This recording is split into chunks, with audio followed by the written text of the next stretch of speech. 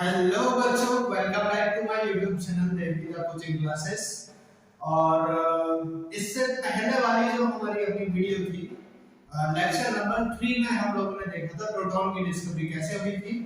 Time ज्यादा waste ना करते हुए अब जो है हम लोग डिस्कवरी ऑफ न्यूट्रॉन के बारे में बात करने वाले हैं। ये है आपका डिस्कवरी ऑफ न्यूट्रॉन के बारे में बात करेंगे, ठीक है ना।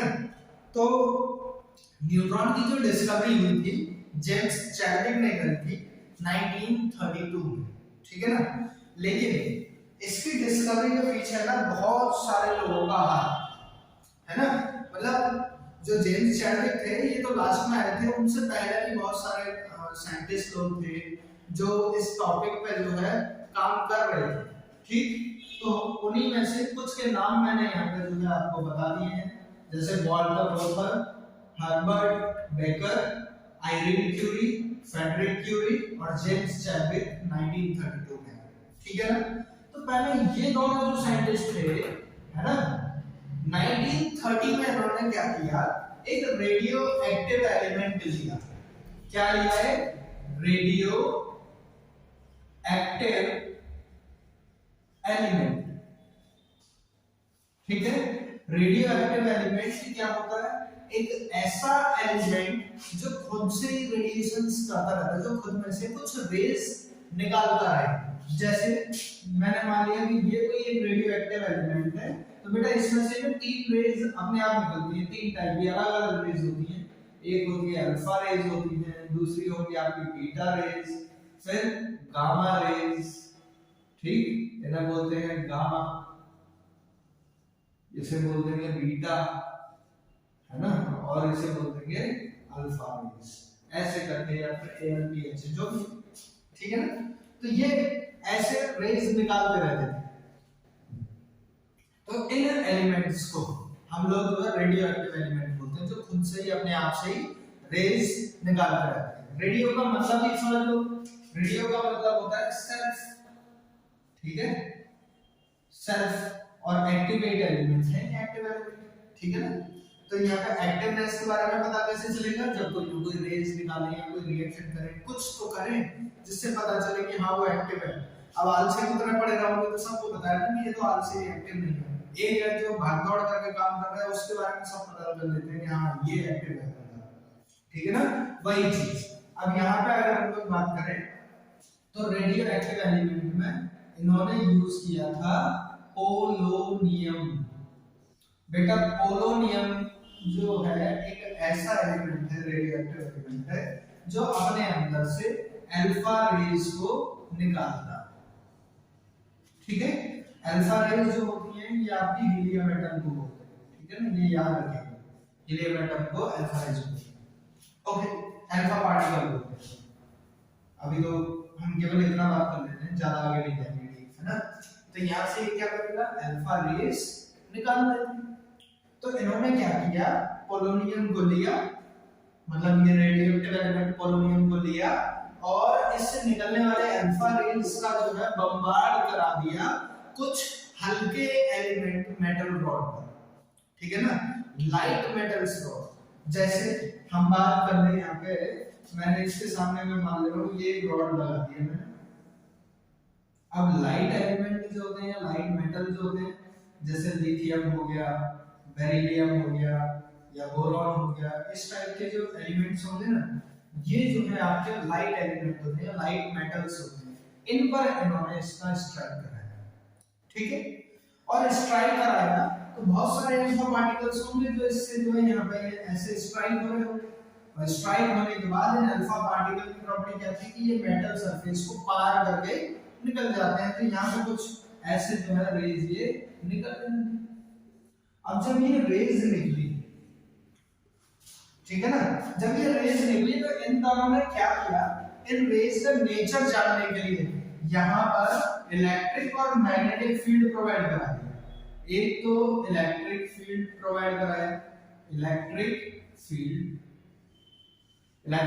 से ये पता चल रहा था पॉजिटिव नेगेटिव होगा तो रिफ्लेक्ट होना चाहिए, है ना। तो पार्टिकल कैसे हैं, पॉजिटिव नेचर के हैं या नेगेटिव नेचर के हैं, इसके बारे में हमको आइडिया मिल जाता है इलेक्ट्रिक फील्ड प्रोवाइड कराने से, ठीक है ना। और अगर हो सकता है कि इसके पास मैग्नेटिक फील्ड हो तो इन्होंने मैग्नेटिक फील्ड भी जो है मैग्नेटिक फील्ड यहाँ पे प्रोवाइड कराई, ताकि अगर इनमें अगर गलती से भी किसी रे में मैग्नेटिक नेचर होगा तो वो डिफ्लेक्शन जो है शो करेगा, अपने पाथ से जो है टेढ़ा होगा या फिर इससे चिपकेगा, इससे दूर भागेगा, कुछ तो दिखाएगा, ठीक है ना। और जब इन्होंने इलेक्ट्रिक और मैग्नेटिक फील्ड प्रोवाइड कराया तो इन्होंने ऑब्जर्व किया कि इन रेज में कोई चेंज नहीं आया, कि जैसी थी वैसी सीधी ही निकल गई। अब सॉरी, जब ये रेज सीधी निकल गई, ठीक है ना, तो इनके दिमाग में आया कि यार ये रेज पर तो कोई चार्ज ही नहीं है, कोई कैसा नेचर ही नहीं है, इसका मतलब ये न्यूट्रल रेज है। तो इनको जो है न्यूट्रल रेज जो है नाम दे दिया गया, या फिर न्यूट्रल रेज, न्यूट्रल पार्टिकल जो है ऐसे करके कुछ इन्होंने अपने दिमाग से बना दिया। फिर बाद में जो है आयरीन क्यूरी और फ्रेडरिक क्यूरी जो है, ये दोनों भी जो है बहुत बड़े साइंटिस्ट रहे हैं और इनका जो है केमिस्ट्री की दुनिया में बहुत बड़ा योगदान रहा है ना। रेडियो एक्टिविटी की बात जब भी आती है तो इन दोनों का नाम जरूर आता है। मैडम क्यूरी के नाम से इन्हें सब जानते हैं, और इनके हस्बैंड जो थे फ्रेडरिक क्यूरी, ये दोनों ही ग्रेट साइंटिस्ट हैं, नोबेल प्राइज विनर हैं दोनों ही जो है ना। अभी हमने जिनकी बात करी ना, मोस्टली जो साइंटिस्ट हैं ये सब वो हैं जो नोबेल प्राइज विनर्स हैं। और जिसमें हम लोग बात कर रहे थे जे.जे. थॉमसन की, तो जे.जे. थॉमसन के बारे में तो आप ये समझ लो कि बहुत ही ज्यादा टैलेंटेड पर्सनालिटी थी उनकी।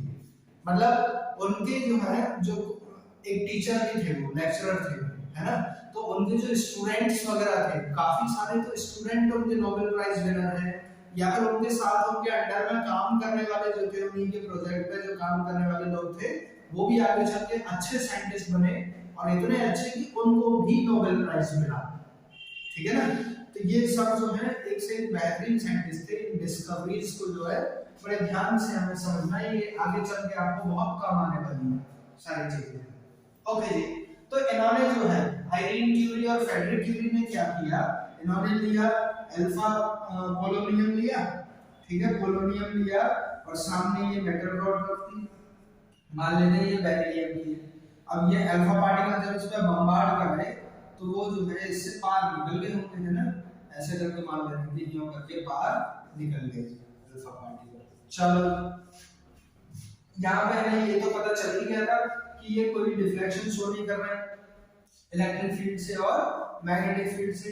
तो इन्होंने क्या किया, इसके सामने वैक्स रख दिया, ठीक है, वैक्स। जब वैक्स रखा तो वैक्स से भी ये पार होकर निकल गए। ओके, वैक्स से ये पार होके निकलने लगी रेस।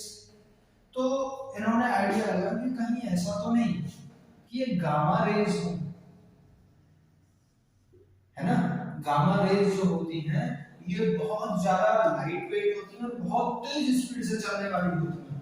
इतनी तेज स्पीड से इनकी पावर इतनी ज्यादा होती है, एनर्जी इतनी ज्यादा होती है कि निकल जाए बिल्कुल पार करने को किसी से। तो वैक्स से भी पार आने लगी, तो इनको डाउट हुआ कि कहीं ऐसा तो नहीं कि ये गामा रेज है, लेकिन ऐसा नहीं था। क्यों नहीं था, जरा सोचो, जब ये रेज जो है इससे स्ट्राइक कर रही है, बाहर निकल रही है, तो गामा रेज से ये कंडीशन बन गई कि अभी भी जो बाहर निकल रहा है, ठीक है ना, जो पार्टिकल्स बाहर निकल रहे हैं, ये जो थे इनका नेचर था बेटा पॉजिटिवली चार्ज। इनका नेचर था पॉजिटिवली चार्ज, मतलब प्रोटॉन्स बाहर निकल रहे थे, ठीक है ना। तो प्रोटॉन्स बाहर निकल रहे, चलो मान लिया, ओके जी, पॉजिटिव चार्ज बाहर निकल रहे थे। तो इस प्रोटॉन को बाहर निकालने के लिए इन गामा रेज के पास बहुत ज्यादा एनर्जी होनी चाहिए, करीब करीब 50 मेगा इलेक्ट्रॉन वोल्ट। इतने वोल्ट की एनर्जी अगर इनके पास होगी तब जाके ये प्रोटॉन्स को बाहर निकाल पाएंगे, ठीक है ना, अदरवाइज नहीं निकाल पाएंगे। और इतनी एनर्जी इनके पास थी नहीं, तो बाद में ये पता मतलब बोल दिया गया कि नहीं ये गामा नहीं, ठीक है ना, ये कोई न्यूट्रल पार्टिकल है, ये कोई न्यूट्रल पार्टिकल है, न्यूट्रल पार्टिकल है, गामा रेज तो नहीं हो सकता। इतनी चीज जो है हमको यहाँ से ये आइडिया लग गया था। फिर इसके बाद जो है 1932 में जेम्स चैडविक आए और उन्होंने जो है different type of gases use करी, अलग अलग टाइप की गैस का जब यूज किया और उन्होंने बताया कि भाई साहब ये जो प्रोटॉन निकल रहे हैं, प्रोटॉन के साथ कुछ और रेज भी थी, वो रेज यहाँ पर रुक गई थी, ठीक है ना। और उन्होंने बताया कि जो न्यूट्रल पार्टिकल्स आप लोग बोल रहे हो ना, ये न्यूट्रल पार्टिकल जो है इन्हीं को ही आप क्या बोल देते हैं, न्यूट्रॉन्स बोलेंगे। तब जाके न्यूट्रल पार्टिकल का नाम जो है न्यूट्रॉन्स पड़ा था, जब इस एक्सपेरिमेंट को हमने डिफरेंट गैसेस पर परफॉर्म किया तब, ठीक है ना। अलग अलग टाइप की गैस भी मेटल रॉड बनती होंगी, तब जाके जो है हमें पता चला कि ये जो न्यूट्रल पार्टिकल है ये यूनिवर्सल पार्टिकल है। यूनिवर्सल का मतलब या फिर फंडामेंटल पार्टिकल बोल सकते हैं इसे भी, है ना। ये सभी के साथ निकल रहा था, तो इसलिए इसको फंडामेंटल पार्टिकल नाम दिया गया और इसी फंडामेंटल पार्टिकल को हमने लास्ट में न्यूट्रॉन नाम दे दिया। तो ये जो डिस्कवरी थी, डिस्कवरी ऑफ न्यूट्रॉन, सिर्फ जेम्स चैडविक का तो नाम लिया जाता है, लेकिन स्टार्टिंग तो यहाँ से हो चुकी थी, इनसे 2 साल पहले से ही। 1932 में तो बस कंफर्मेशन मिल गई कि हाँ न्यूट्रॉन ही है ये पार्टिकल, है ना। एक्सपेरिमेंट तो बहुत सारे हुए थे। आई होप कि आपको सब समझ में आया होगा। इसका एक स्क्रीनशॉट ले लीजिएगा, है ना। और इसके जो नोट्स होंगे, ठीक है ना, वो मैं आपको डिस्क्रिप्शन में जो है अपने हाथ से लिखे हुए नोट्स जो है प्रोवाइड करा दूंगा in the form of PDF. Thank you so much. Like, subscribe and share my video also. जय हिंद।